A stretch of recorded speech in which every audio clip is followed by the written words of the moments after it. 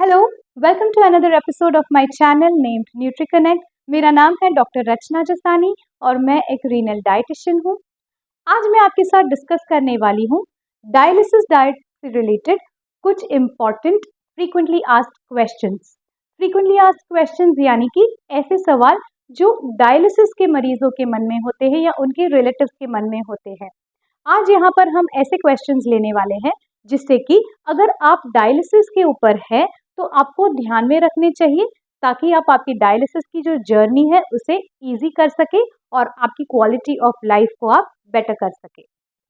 पहले तो हम देखने की कोशिश करते हैं कि ये डायलिसिस डाइट होती क्या है और कैसे एक जनरल डाइट से ये काफी अलग होती है। डायलिसिस डाइट वो उन लोगों के लिए होती है जो डायलिसिस पर होते हैं। स्पेशली आज हम जो बात करने वाले हैं वो है हीमोडायलिसिस डाइट के बारे में। आज हम पेरिटोनियल डायलिसिस के बारे में बात नहीं करने वाले हैं, उसके ऊपर अलग से एक वीडियो जरूर शेयर करा जाएगा। हीमोडायलिसिस के पेशेंट्स होते हैं उन लोगों को हफ्ते में 3 बार या 2 बार जैसे उनके डॉक्टर ने एडवाइस करा हो वैसे उनको डायलिसिस लेनी पड़ती है। अब डायलिसिस का मशीन जो है वो क्या काम करता है, आपकी किडनियां जो काम अच्छे से नहीं कर पाती है उसका थोड़ा सा हिस्सा जो है वो आपका डायलिसिस का मशीन उसका काम करके दे सकता है। तो इसीलिए जो काम आपका मशीन नहीं कर पाता है वो चीजें आपको ध्यान में रखनी पड़ती है, आपके आहार में उसका रिस्ट्रिक्शन रखना पड़ता है।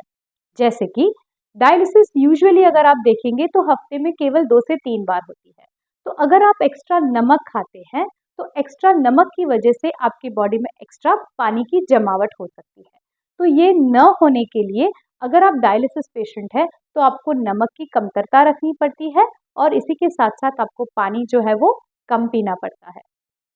सेकेंडली, डायलिसिस आपको मिलती है ऑलमोस्ट 72 घंटे के बाद।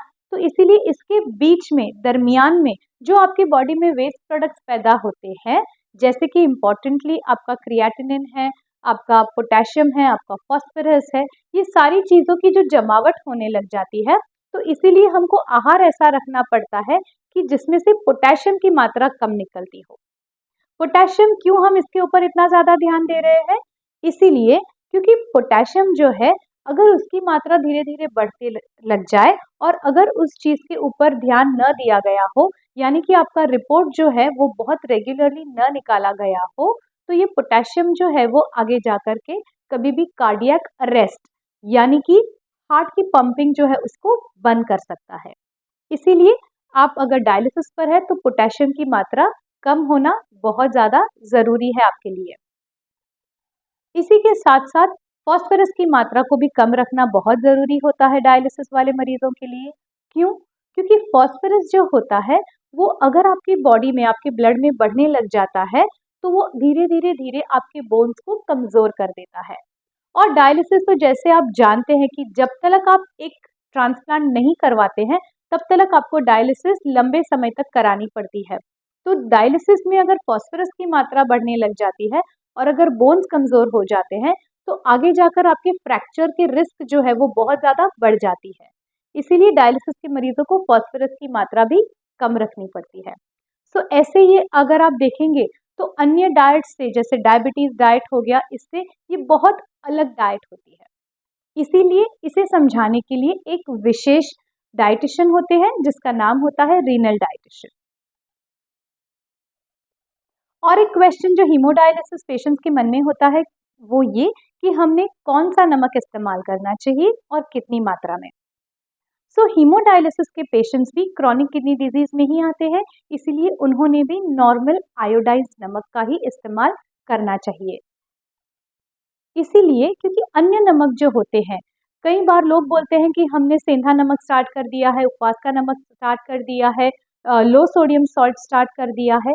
ये अन्य जितने भी नमक होते हैं इनमें पोटेशियम की मात्रा ज़्यादा होती है और ये पोटेशियम जो है वो वीक किडनीज के लिए एक बहुत बड़ा बर्डन हो जाता है। ये वीक किडनीज इसे नहीं संभाल पाते हैं और धीरे धीरे पोटेशियम की मात्रा अगर ब्लड में बढ़ने लग जाए तो आगे जाकर ये हार्ट के प्रॉब्लम्स क्रिएट कर सकते हैं। इसीलिए किडनी पेशेंट्स ने नॉर्मल आयोडाइज्ड नमक ही इस्तेमाल करना चाहिए लेकिन कम मात्रा में। कितनी मात्रा में इस्तेमाल करना चाहिए? अगर मान लीजिए अगर आपका यूरिन आउटपुट जो है कई बार किडनी पेशेंट्स में देखा जाता है कि यूरिन आउटपुट धीरे-धीरे कम होने लग जाती है। तो अगर आपका यूरिन आउटपुट 1 लीटर है, तो प्रति 1 लीटर आप अप्रॉक्सिमेटली 3 ग्राम जितना नमक खा सकते हैं।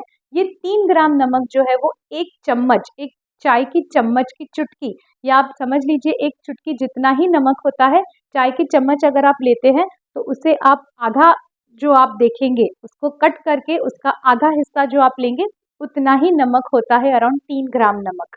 सो 3 ग्राम नमक ज़्यादातर हर डायलिसिस पेशेंट्स को इतने ही नमक की मात्रा के ऊपर रहना होता है। अगर आपका यूरिन फॉर्मेशन ज़्यादा है, तो आपके डायटिशियन आपको बताएंगे कि आप 3 के बदले 4 या 4.5 ग्राम नमक खा सकते हैं। और अगर आपका यूरिन फॉर्मेशन कंप्लीटली ज़ीरो हो चुका है, तो आपके डायटिशियन आपको समझाएंगे कि कैसे 3 ग्राम से भी और कम करना चाहिए आपने।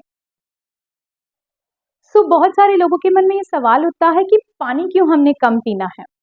तो अगर आप देखेंगे तो आपके बॉडी में पानी और इससे रिलेटेड जितने भी आप फ्लूइड्स पीते हैं, जैसे अगर मान लीजिए दाल पीते हैं, चाय पीते हैं, दूध पीते हैं, ये सारे फ्लूइड्स जो है इसे बैलेंस करके रखने का काम किडनियों का होता है। जैसे मान लीजिए अगर आप 2 लीटर पानी पी रहे हैं, तो उतना फ्लश आउट करना किडनियों का काम होता है। लेकिन अगर किडनी वीक हो जाती है, किडनी काम नहीं कर पाती है, सक्षम नहीं रहती है इस पानी को निकालने में, और अगर आप 2 लीटर पानी पी रहे हैं, अगर आपकी किडनी मान लीजिए केवल उसमें से 500 ml बाहर निकाल पा रही है, तो बाकी 1.5 लीटर की जमावट आपके बॉडी में होने लग सकती है। अब ये जो 1.5 लीटर जमावट होने लग जाता है, धीरे धीरे धीरे आप पाएंगे कि अगर आप खड़े रहेंगे तो ग्रेविटी की वजह से वो पानी नीचे चला जाता है और वो आपको दिखता है सूजन के रूप में। अगर आप सो जाते हैं तो पानी धीरे धीरे धीरे जो है वो डिस्ट्रीब्यूट हो करके आपका चेहरे की तरफ आने लग सकता है। तो सुबह उठकर आप देखेंगे तो आपका चेहरा जो है वो स्वेलअप हो सकता है।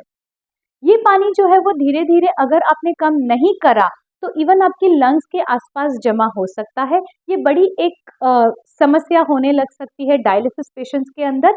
इसीलिए डायलिसिस पेशेंट्स को पानी कम पीना बहुत अनिवार्य होता है। सबसे पहले तो जब आपकी डायलिसिस स्टार्ट हो तो आपने आपके डॉक्टर से संपर्क करके पूछ लेना चाहिए कि हमको कितना पानी और कितना फ्लूइड्स दिन भर में पीना चाहिए, और उसके बाद आपको आपके रीनल डायटिशियन को पूछना चाहिए कि उसको पूरे दिन भर में आप किस तरह से एडजस्ट कर सकते हैं। आपके रीनल डायटिशियन ज़रूर आपको सिखा सकते हैं कौन से फ्लूइड्स आपके लिए हेल्दी है और कौन से आपके लिए अनहेल्दी है।